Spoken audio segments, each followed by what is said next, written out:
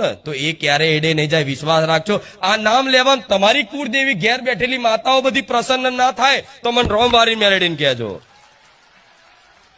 ઘણા લોકોને એવો પ્રશ્ન હોય છે કે માતાજી તમે રામ રામ જપવાનું કહો છો પણ અમે રામ રામ આખો દિવસ કરીએ છીએ, તો માતાજી અમારી કુળદેવી યાત્રા ના થાય?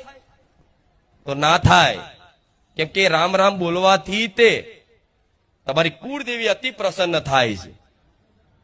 ભગવાન કોને કહેવાય, માતાજી કોને કહેવાય? કે કોઈ સમજો કોઈ સાધારણ મનુષ્ય, કોઈ મનુષ્ય હોય એને કોઈ પ્રશંસા કરે તો ભૂલી જાય, હા અરે તમે જબરા છો, તમે તો જબરજસ્ત છો, તમારી તો વાત ના થાય તો તમે ભૂલી જાઓ. કેમ કે તમારી અંદર અભિમાન છુપાયેલું હોય એટલે તમે ભૂલી જાઓ, હા હા મારા વખાણ કરે છે.